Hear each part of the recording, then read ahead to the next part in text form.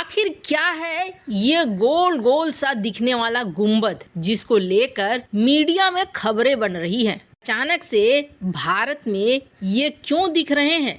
ये जंग की तैयारी के संकेत हैं। जानेंगे क्या है ये। तो वहीं दूसरी तरफ ऑस्ट्रेलिया ने बताया कि आखिरकार तवांग में किसका पलड़ा भारी रहा है। जानेंगे जियोपॉलिटिक्स में क्या कुछ चल रहा है। आइए जानते हैं इन खबरों को विस्तार से। भारत ने आजकल चौंकाना जारी रखा है। एक तो दुनिया को टेंशन दे दी है इस बात को कि क्या भारत ने वो कर दिया है जो अमेरिका और रूस जैसे देश नहीं कर पाए हैं। दरअसल अमेरिका की बात तो ज्यादा होती है कि अमेरिका ने इस काम को अभी तक नहीं किया है। चाइना रूस ये कहते हैं कि हमारे पास ऑलरेडी है। ये टेंशन किस बात की रही? ये टेंशन इस बात की दे दी है कि भारत ने कहा कि हम अग्नि 5 का परीक्षण कर रहे हैं। अग्नि 5 का परीक्षण होने के बाद एक संदेश ये आया कि हमारा जो 5400 किलोमीटर का रेंज था वो 5400 नहीं 7000 किलोमीटर है। मतलब पूरा यूरोप और आधा अफ्रीका निशाने पर है। अभी यहाँ पर टेंशन खत्म नहीं हुई थी दुनिया की कि एक नई खबर आ रही है मीडिया में कि क्या सचमुच भारत ने अग्नि 5 का ही परीक्षण किया था या फिर हाइपरसोनिक मिसाइल का परीक्षण किया था। न्यूज में देख सकते हैं आप कटिंग। मीडिया रिपोर्ट्स अब इस टेंशन में है कि भारत ने आखिर परीक्षण किया किस चीज का था। डीआरडीओ ने अब तक कुछ भी कंफर्म नहीं किया है। लेकिन आखिर हाइपरसोनिक की बात कहाँ से निकल कर आ गई? तो हाइपरसोनिक की बात इसलिए निकल कर आई कि इन मीडिया सोर्सेस का ये कहना है कि एक्सपर्ट मानते हैं कि अगर ये हाइपरसोनिक मिसाइल नहीं है, अग्नि 5 है, तो इसका जो ट्रेजेक्टरी बना है ये सीधे जाना चाहिए था आसमान की तरफ, उसके बाद मुड़ना चाहिए था। लेकिन ये तो इस तरीके से मूव कर रही है जिसे हम कहते हैं पैरेलल तरीके से, समानांतर तरीके से। समानांतर तरीके से तो हाइपरसोनिक मिसाइल ही मूव करती है। तो क्या भारत ने अग्नि 5 बोलकर हाइपरसोनिक का परीक्षण कर लिया है? हालांकि अभी तक इसको लेकर भारत सरकार की तरफ से कुछ भी नहीं ब्यौरा आया है। सिर्फ इतनी ही बात पता चली है कि हाँ ये जो सफल हो गया है परीक्षण पूरी तरीके से। लेकिन क्या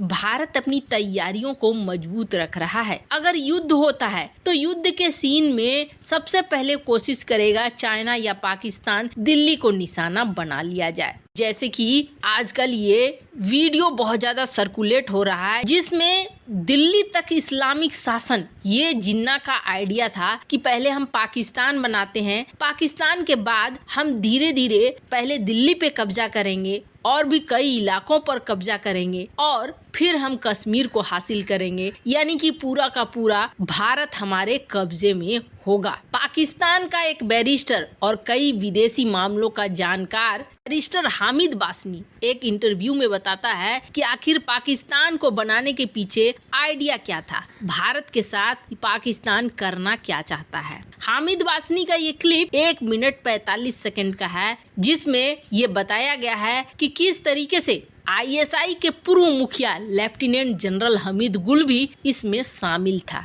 इसने साफ किया था कि आईएसआई चाहता था बुनियादी जंग, मतलब दिल्ली पर कब्जा, दिल्ली के लाल किले पर कब्जा सबसे पहला टारगेट था। ये कश्मीर को छोटी चीज मांगते थे। इनका मानना है कि दिल्ली, बखारा, समरकंद सब में हम कब्जा करेंगे और कब्जा कर पूरे हिंदुस्तान में इस्लामिक शासन ला देंगे। तो जाहिर सी बात है जब चाइना या पाकिस्तान इस तरह की गंदी सोच रखते हैं तो सबसे पहले वो निशाना बनाना चाहेंगे हमारे बड़े बड़े शहरों को, और इन बड़े बड़े शहरों को बचाए रखने के लिए इनके तरफ बढ़ती हुई किसी भी मिसाइल के खतरे को भांपने के लिए भारत को जरूरत है रडार्स की सीमा को पूरी तरीके से आने वाले समस्याओं से सुरक्षित रखा जा सके। अब दैनिक भास्कर की एक रिपोर्ट है जिसके अनुसार आगावली, जो कि उदयपुर से 30 किलोमीटर दूर है, यहाँ पर 2 इस तरीके के डोम के तरीके के गुंबद के आकार के आकृति देखने को मिल रहे हैं, जिसके बारे में कहा जा रहा है कि दरअसल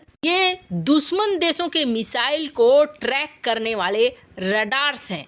बैलिस्टिक मिसाइल डिफेंस सिस्टम के ये हेल्प करने वाले पार्ट हैं जिनका इस्तेमाल किया जा रहा है ताकि नई दिल्ली हो, मुंबई हो, इन जगहों पर किसी तरह का कोई हमला न हो सके। और वैसे तो कहा जा रहा है कि ये पूरा का पूरा BMD नेटवर्क है जिसे कई जगह पे लगाया जाएगा, जैसे कि मध्य प्रदेश, उत्तराखंड और राजस्थान के भी कई और इलाके पे मिड 2023 तक भारतीय सीमाओं को पूरी तरीके से सुरक्षित करने का प्लान है। खैर, भारत ये बिल्कुल सही कदम उठा रहा है। जहां एक तरफ ये सब कुछ चल रहा है तो वहीं दूसरी तरफ ऑस्ट्रेलिया ने एक बड़ा खुलासा कर दिया है और ऑस्ट्रेलिया के इस खुलासे ने बता दिया है कि भारत की पोजीशन क्या है। जब चाइना की बात आती है तो ऑस्ट्रेलिया और ऑस्ट्रेलियन मीडिया भारत के सपोर्ट में उतर आता है। चाइना को ये अपना भी दुश्मन मानते हैं। ऐसे में जब तवांग में झड़प हुई और झड़प होने के बाद भारत ने मिसाइल को दागा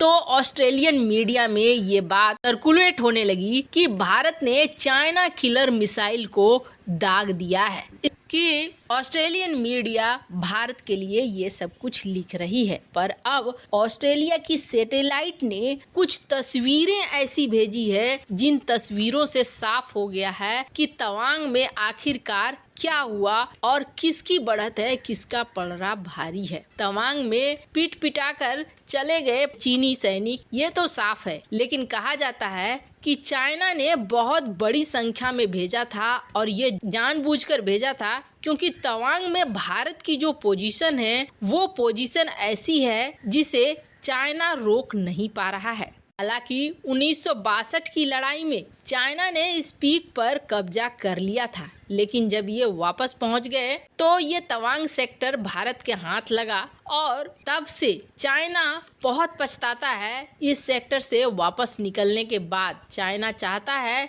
कि किसी न किसी तरीके से यांगत्से पे कब्जा हो जाए। रणनीतिक रूप से ये बेहद जरूरी है इसलिए। लेकिन अब जो सैटेलाइट तस्वीरें ऑस्ट्रेलिया ने जारी की है उसमें इन्होंने बताया है कि भारत लगभग तवांग और अरुणाचल प्रदेश के महत्वपूर्ण चोटियों पर बैठा हुआ है। यहाँ पर भारतीय सेना को काउंटर करने के लिए चाइना को 1 के बदले 9 की संख्या चाहिए और 9 की संख्या चाइना ने भेजी भी थी। 300 से ऊपर के सैनिकों को भेजा गया था, पर यहाँ पर चाइना जल्दी जीत नहीं पाएगा, ये साफ कर दिया है ऑस्ट्रेलिया ने, क्योंकि जो आउटपोस्ट है और इंडियन फॉरवर्ड बेस है वो काफी नजदीक है। आउटपोस्ट पर जो सेना के जवान होते हैं वो कम होते हैं, लेकिन पीछे से तुरंत से सेना के जवान पहुंच सकते हैं। इस तरीके का बना हुआ सिस्टम है। एक तो ऊपर टॉप पे है, ऊपर से पीछे बेस भी तैयार है। यही वजह है कि चाइना यहाँ हर बार मार खाकर लौट जाता है। 2021 में भी ये घटना हुई थी और 2022 में भी वही चीज हुई है।